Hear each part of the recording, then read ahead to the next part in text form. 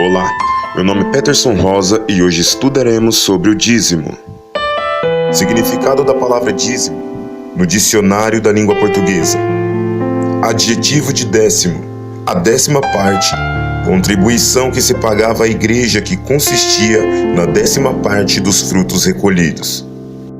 Em Malaquias, capítulo 3, versículo 10, assim diz a palavra do Senhor: Trazei todos os dízimos à casa do tesouro, para que haja mantimento na minha casa, e depois fazei prova de mim nisto, diz o Senhor dos Exércitos: se eu não vos abrir as janelas do céu, e não derramar sobre vós bênção tal, até que haja lugar suficiente para recolherdes, e por causa de vós repreenderei o devorador, e ele não destruirá os frutos da vossa terra.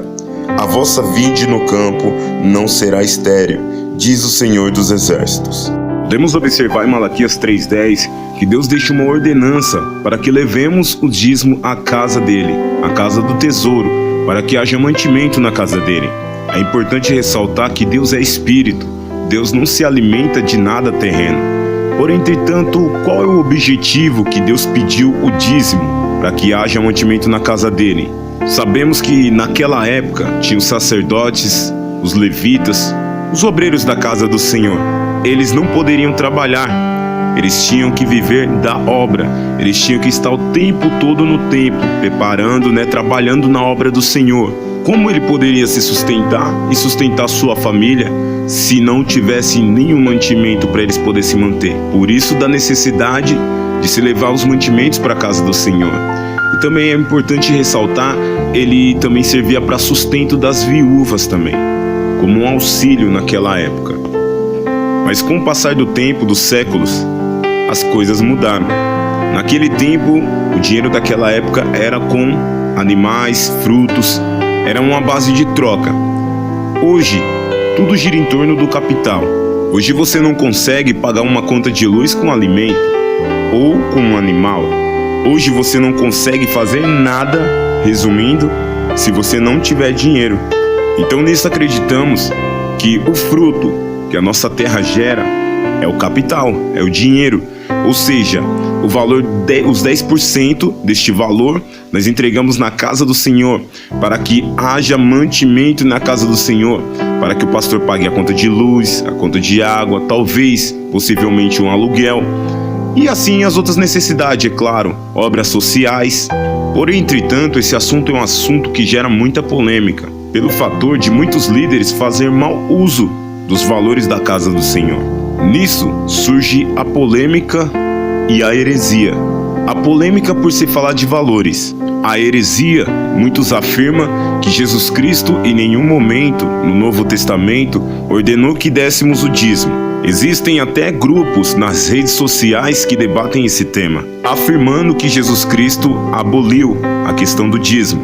Vamos conferir o que Jesus Cristo diz sobre o dízimo em Mateus capítulo 23, versículo 23. Ai de vós, escribas e fariseus, hipócritas, pois que dizimais a hortelã e o endro e o cominho, e desprezais o mais importante da lei, o juízo, a misericórdia e a fé. Deveis, porém, fazer estas coisas, sem omitir aquelas. Em Mateus 23, 23, podemos observar que Jesus Cristo está repreendendo os escribas e os fariseus, pois eles dizimavam, porém não tinham amor ao próximo, ou seja, desprezando o mais importante da lei. Porém, ele fala que eles deveriam sim dizimar, mas não omitir a misericórdia, a compaixão e o amor. Nisso compreendemos que Jesus Cristo aprovou o dever de dizimar, porém reprovou o mau uso dele. É necessário sabermos em que e o porquê e como contribuirmos. Primeiro fator, eu acredito que nós devemos dizimar acreditando que seremos abençoados, porém, entretanto, não por barganha, não como se fosse uma aposta, um jogo. vou depositar tanto, porém, entretanto, o Senhor vai multiplicar tanto. Ou soberbamente, se achando o máximo, se achando bom bastante para Deus, achando que Deus é necessitado do nosso dinheiro, achando que Deus é necessitado do seu dinheiro. Devemos atentar também que o dízimo não vai nos justificar, que nós somos justificados pelo sangue do Cordeiro de Deus. Em Lucas, capítulo 18, no versículo 9 em diante, Jesus conta uma parábola do fariseu e do publicano. O fariseu dizimava e jejuava, não roubava, não adulterava e ainda dizia que não era como o publicano, ou seja, se achava o super santo. Já o publicano nem queria levantar os olhos para o céu, mas batia no peito dizendo: ó Deus, tem misericórdia de mim, pecador. No final, Jesus fala que o publicano saiu justificado e não o fariseu, pois quem quiser se exaltar será humilhado, e quem se humilhar será exaltado.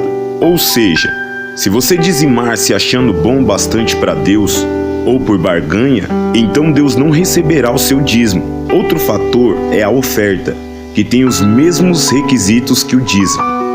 Em Mateus capítulo 5, versículo 23, a palavra relata que se você estiver para ofertar e se lembrar que teu irmão tem algo contra ti, vai reconciliar-te primeiro com teu irmão e depois vem, apresenta a tua oferta.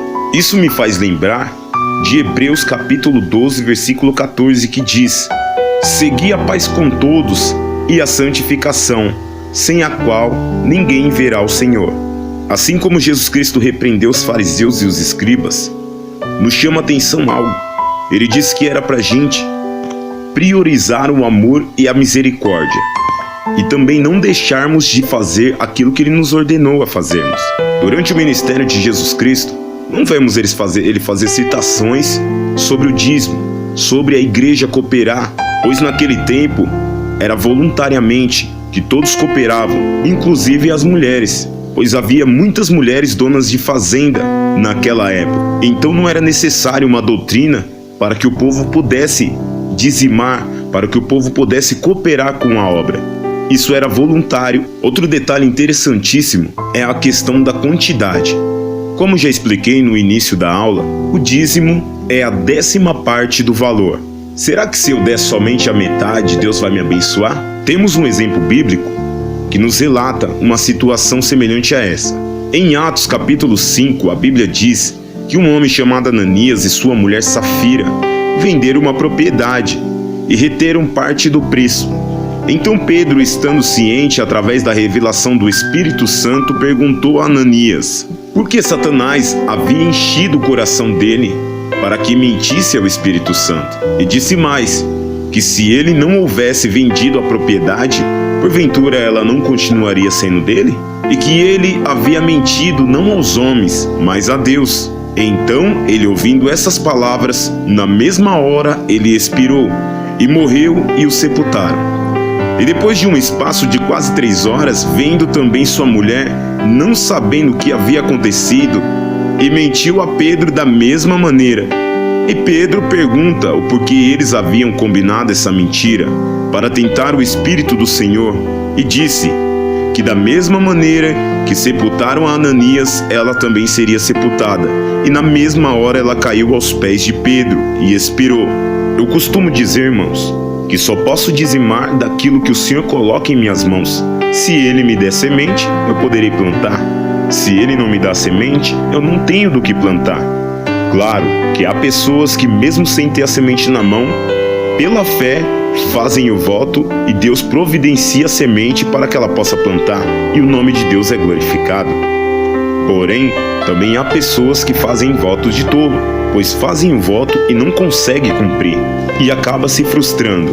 Atentando para a necessidade que a casa do Senhor necessita de mantimento, e que devemos fazer a obra do Senhor com alegria e com amor, e que há requisitos para dizimarmos e ofertarmos, e que o próprio Jesus Cristo disse que devemos fazer estas coisas, mas não omitir o amor e a misericórdia, e que não devemos entregar nada pela metade a Deus, encerramos esse estudo.